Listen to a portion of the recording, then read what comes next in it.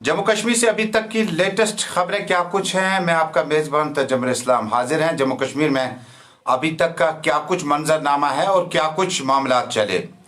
आपको याद होगा कि कल लेफ्टिनेंट गवर्नर मनोज सिन्हा ने ओहदे और राजदारी का हलफ उन्हें दिलाया गया। चीफ सेक्रेटरी और बाकी अफसरान इस तकरीब पे मौजूद थे और जम्मू कश्मीर में सियासतदानों में भी हलचल बहुत ज़्यादा है।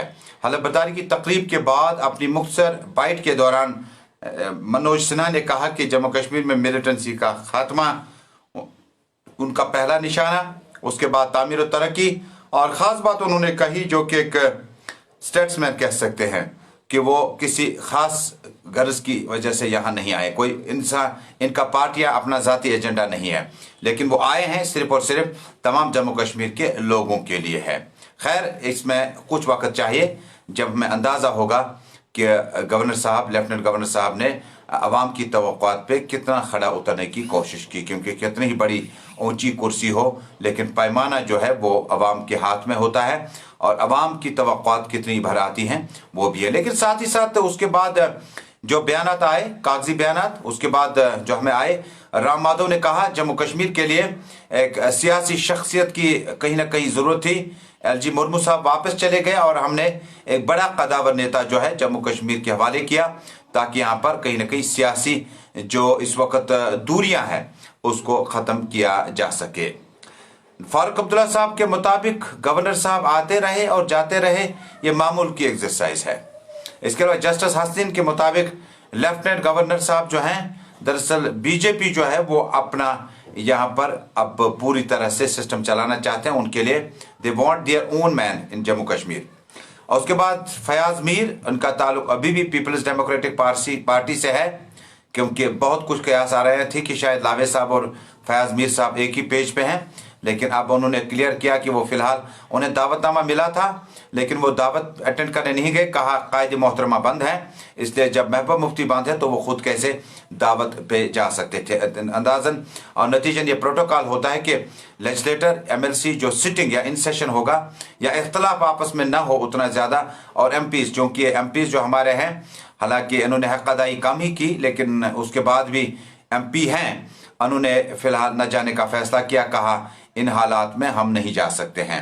इसके बाद अपनी पार्टी का बयान, गुलाम हसन मीर के मुताबिक अभी वेट एंड वॉच, देखा जाएगा कि सिन्हा साहब जो हैं उनका जो सियासी पस मंजर है और जो उनका शेडो है, पॉलिटिकल शेडो, वो कितना फायदा जम्मू कश्मीर के वासियों को मिल सकता है। लेकिन उसके बाद जो तकरीब के बाद एलजी साहब ने पहली मेडिन मीटिंग बुलाई, उसमें उन्होंने साफ तौर पर कहा कि तरक्याती प्रोजेक्ट को मुकम्मल करना, अस्पतालों में जो कुछ कमियां हैं उनको दूर करना और खासकर मरकजी स्कीमों का इतलाक किस तरह से हो रहा है और जम्मू कश्मीर में विकास, तामीर और तरक्की और जो प्रोजेक्ट हैं उनको किस तरह से हाथ में लिया जाएगा। लेकिन साथ ही साथ अफसरान को ज़राए के हवाले से खबर है कि मुतनब्बे किया कि वो अपना पूरा होमवर्क करके आए और कहाँ पर क्या कमी है, किस चीज़ की कमी है, उसको लेफ्टिनेंट गवर्नर साहब पूरा करेंगे। उसके बाद अब चलते हैं लेफ्टिनेंट गवर्नर की इस तकरीब के बाद जम्मू कश्मीर में कोविड-19 के बदलते हालात में मजीद 12 अफराद हिलाक, 453 पहुंच गया स्कोर। लेकिन अच्छी बात है कि 16,000 से ज़ायद अफराद ऐसे हैं जो अभी तक रिकवर हो चुके हैं, मुकम्मल रूप से सेहत होने के बाद अपने अपने घरों की ओर वो रवाना हो चुके हैं और मामूल के काम में जुट गए हैं। लेकिन जो लोग रुखसती पर हैं, जो लोग चले गए हैं अस्पतालों से सेहतयाब हो गए, उन्हें थोड़ा सा और केयर करना होगा और एक रोल मॉडल के तौर पर अपनी फैमिली, अपने मोहल्ला, अपने मस्जिद, अपने आसपास के इलाकों में जाएं, उन्हें बताएं कि ये इतना आसान नहीं है और इसको हल्के से ना ले लें। इस तरह से कुल तादाद जो है अभी तक जो डेथ्स हुई हैं वो 453 के करीब पहुंच गई, जिसमें सीआरपीएफ का एक और एहलकार भी शामिल है। इससे कबल एक नायब तहसीलदार और इससे कबल एक सीनियर केस ऑफिसर तसद्दुक जिलानी साहब इंतकाल कर गए थे कोविड-19 की वजह। उससे कबल डॉक्टर शबीर, इलाका संबल, शुमाली कश्मीर का बांडीपोरा ज़िला,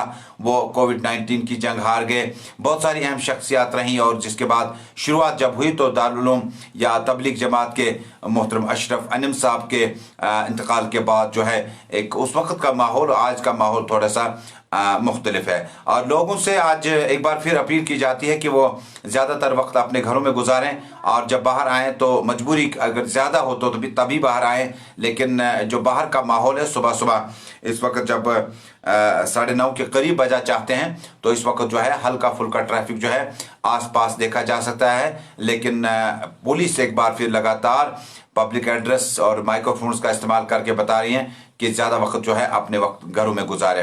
15 अगस्त से कबल ये कुछ हफ्ता जो है इंतहाई अहम है, क्रूशल है, और जो इंटेलिजेंस इनपुट है उसमें भी जम्मू कश्मीर को मुख्तलिफ सिक्योरिटी एंगल से भी देखा जा रहा है। लेकिन सरहद पर कशीदगी के हवाले से ये खबर कि कल मंजाकोट में 68 बरस के एक शख्स का इंतकाल हुआ।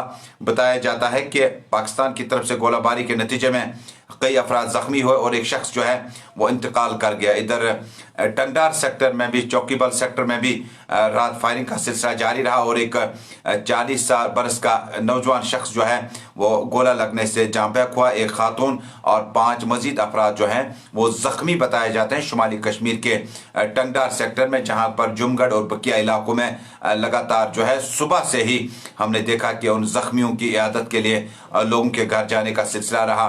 और जो शख्स इंतकाल कर गया, शहीद हुआ, उनके घर भी बहुत ज़्यादा रश लोगों का लगा रहा। मकामी लोगों ने फौरी तौर पर प्रशासन या इंतजामिया से अपील की है कि उन्हें दूसरी जगह मुंतकल किया जाए। लेकिन ये सिलसिला कोई पुराना नहीं है, ये सिलसिला तवील बहुत ज़्यादा पुराना है और इसमें अब रुकावट कब आएगी, कहाँ पर आएगी, ये इंतजामिया को देखना होगा। लेकिन मंजाकोट से लेकर बाकी सेक्टर्स में गोलाबारी पाकिस्तान की तरफ से, जिसका माकूल और मुनासिब जवाब भारतीय फौज दे रही है। बहुत बहुत शुक्रिया हमारे साथ जुड़ने के लिए। बहुत जल्द लेटेस्ट अपडेट के साथ फिर हाजिर होंगे।